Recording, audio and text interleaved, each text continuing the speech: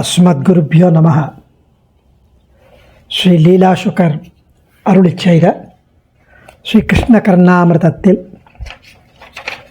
இன்றைய ஸ்லோகங்கள் 2வது ஆஸ்வாசத்தில் 55, 56வது ஸ்லோகங்கள்.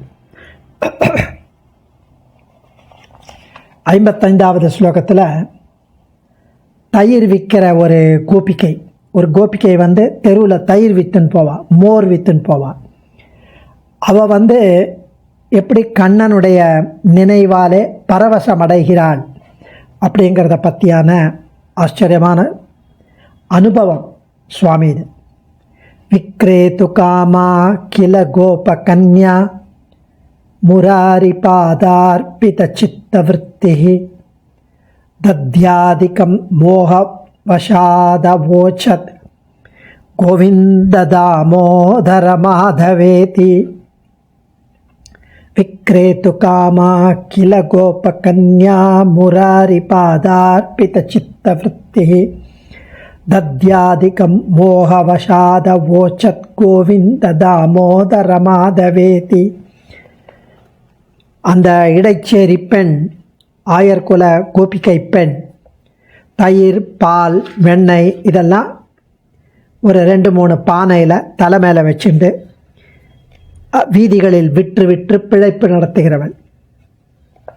அவள் கண்ணனை நிறைய தடவை பார்த்துருக்கா. அதனால் கண்ணனுடைய திருவுருவத்திலையும் அவனுடைய ஆச்சரியமான லீலைகளிலும் அவனுடைய திவ்யமங்கள அந்த ஸ்வரூபத்திலும் அவனுடைய திருப்பாதங்களிலும் தனது மனசை பறிகொடுத்து விட்டாள்.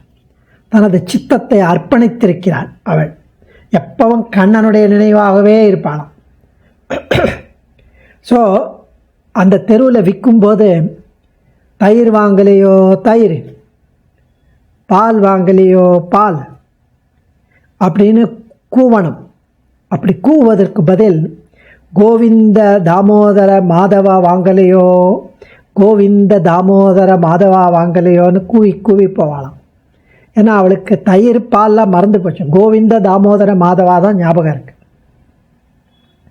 இவ்வளவு அழகாக சுவாமி அனுபவிக்கிறார். தத்யாதிகம் தயிர் முதலியவற்றை விக்ரேது காமா விற்க விரும்பி சென்ற கோபகன்யா ஒரு இடைப்பெண், முராரி பாத அர்ப்பித்த கிருஷ்ணனுடைய திருவடியில் அர்ப்பித்த சமர்ப்பணம் பண்ண சித்தவருத்திக்கு அந்த மனசை உடையவன், மோகவசாத் தன் வயம் இழந்து அவன் மேல் மோகம் கொண்டு கோவிந்த தாமோதர மாதவ இதி தயிரோ பாலோ அப்படின்னு கூப்பிடாமல் கோவிந்தன் வாங்கலையோ, தாமோதரா வாங்கலையோ, மாதவ வாங்கலையோன்னு அவோச்சக்கில கூவவில்லையா அப்படின்னு அனுபவிக்கிறார் சுவாமி.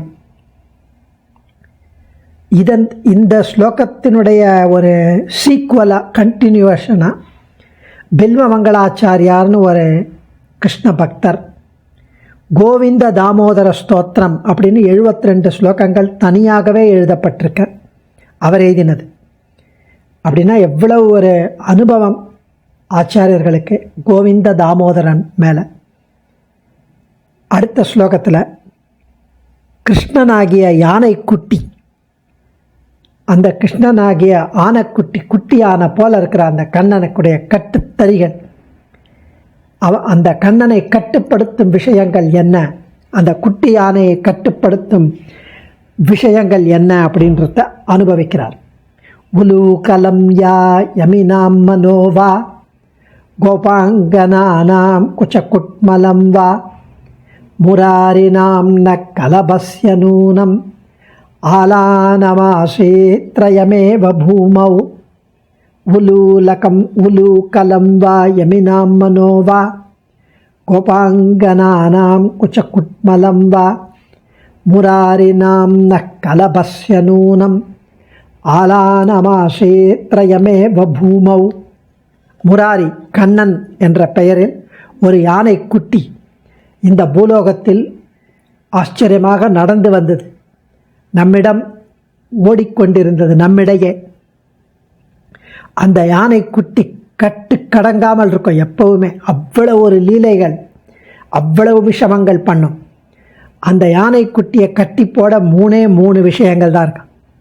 ஒன்று யசோதையின் வீட்டு உரல் உலூகலம், ரெண்டாவது யோகிகளுடைய மனசு, யோகிகளுடைய பிரீத்தி அன்பு, மூன்றாவது ஆயர்பாடி பெண்களின் முளைஸ்தனங்கள், நகில் மொக்குகள், மார்பகங்கள். இந்த 3 தான் கண்ணனை கட்டி போடக்கூடிய விஷயங்கள் அப்படின்னு ஆச்சரியமாக அனுபவிக்கிறார் சுவாமி. அடியேன் தன்யோஸ்மி.